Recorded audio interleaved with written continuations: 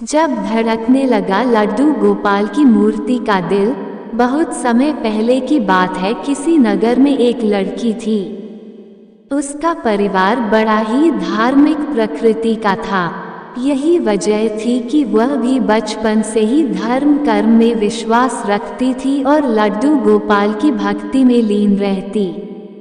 वह लड़की लगभग हर माह लड्डू गोपाल के दर्शन करने वृंदावन जाती और वहां लड्डू गोपाल के दर्शन कर वापस अपने घर आ जाती। धीरे धीरे समय बीतता गया और वह बड़ी हो गई, पर उसने कभी भी वृंदावन जाना नहीं छोड़ा। कुछ दिन बाद उस लड़की की शादी हो गई, फिर भी वह अपने ससुराल से हर माह लड्डू गोपाल के दर्शन करने वृंदावन जाना नहीं भूलती। कुछ साल और बीता और उसे बच्चे भी हो गए। धीरे धीरे बच्चे भी बड़े हो गए और उनकी भी शादी हो गई, लेकिन उस लड़की ने वृंदावन जाना नहीं छोड़ा। कुछ सालों बाद वह लड़की जब वृद्ध हो गई और उसे चलने फिरने में परेशानी होने लगी, तो उसने वृंदावन जाकर लड्डू गोपाल की एक मूर्ति ले आई और घर में ही उसकी पूजा करने लगी। एक दिन की बात है, पूजा करने के बाद वह अपनी बहू से कहा कि बहू, जरा मेरे लड्डू गोपाल की मूर्ति को कमरे में रख दे। बहू ने सास की हाथ से मूर्ति ली और कमरे में जाकर रखने लगी कि तभी अचानक गलती से मूर्ति बहू के हाथ से छूट गई।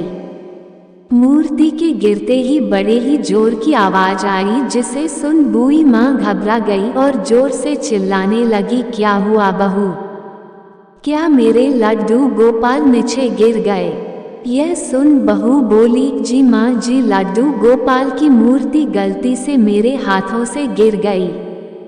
यह सुनकर बूई माँ और जोर जोर से चिल्लाने लगी और रो रो कर कहने लगी, कोई जाओ और डॉक्टर को जाकर बुला लाओ, मेरे लड्डू गोपाल को चोट लग गई है। अपनी सास के मुंह से ऐसी बातें सुनकर बहू ने पहले सोचा कि वो नाटक कर रही है, पर जब काफी देर तक उसकी सास इसी तरह चिल्लाती रही तो उसे लगा कि शायद बुढ़िया पागल हो गई है। फिर शाम को जब उसे बुढ़िया का बेटा घर आया तो बहू ने उसे सब कुछ बताया। अपने पत्नी की बातें सुनकर बेटा को भी लगा कि कहीं अधिक उम्र हो जाने की वजह से माँ पागल ना हो गई हो।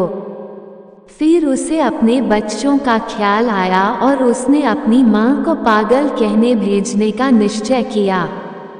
पर कहते हैं ना कि भगवान अपने भक्त की हमेशा मदद करते हैं, और यहाँ भी यही हुआ। उस बुढ़िया के पड़ोस में एक बड़ा ही नेक और समझदार आदमी रहता था।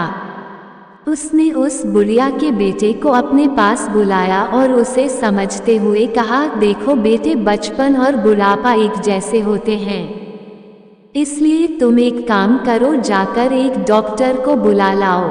उस डॉक्टर को पहले ही समझा देना कि उसे एक मूर्ति की जांच करनी है। यह सुन उस बुढ़िया का बेटा बोला, लेकिन चाचा, एक मूर्ति की जांच करने कौन सा डॉक्टर आएगा? तब उस आदमी ने कहा, बेटे, डॉक्टर को जब पैसे मिलेंगे तो वह अवश्य ही आएगा। इस तरह तुम्हारी माँ को पागल खाने भी नहीं जाना पड़ेगा और उसकी जिद भी पूरी हो जाएगी। उस आदमी के समझने पर बुढ़िया का बेटा समझ गया और एक डॉक्टर के पास गया। डॉक्टर को उसने सारी बातें बतलाई। पहले तो डॉक्टर को लगा कि यह कौन सा पागल उसके पास आ गया है। फिर बुढ़िया के बेटे ने डॉक्टर से कहा, डॉक्टर साहब, आपको कुछ नहीं करना है, बस मेरे घर जाकर मूर्ति के जांच के बाद बस इतना कहना है कि इस मूर्ति में अब कुछ भी नहीं बचा है, ताकि मेरे माँ को तसल्ली मिल जाए। इसके बदले आपकी जो भी फीस होगी वो मैं दे दूंगा। यह सुन डॉक्टर राजी हो गया। अगले दिन सुबह सुबह वह डॉक्टर बुढ़िया के घर आया और आते ही बोला, बूई माँ, कहाँ है तेरा लड्डू गोपाल? बुढ़िया ने मूर्ति को दिखाते हुए कहा, आओ डॉक्टर साहब, आओ, जरा देखना क्या हो गया है मेरे लड्डू गोपाल को। डॉक्टर दूर से ही बोला, बूई माँ, इसमें तो जान ही नहीं है, ये तो खत्म हो गई है। यह सुन बुढ़िया को गुस्सा आ गया। बुढ़िया ने डॉक्टर से पूछा, डॉक्टर तुझे कितने साल हो गए डॉक्टरी करते हुए?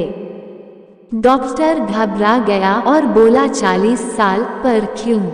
बुढ़िया ने कहा, 40 साल हो गए डॉक्टरी करते हुए, पर अभी तक ये समझ नहीं आया कि मरीज को हाथ लगाए बिना उसकी बीमारी का पता नहीं चलता। यह सुन डॉक्टर को लगा कि शायद वो ज्यादा ही जल्दी वह अपना काम खत्म कर रहा है।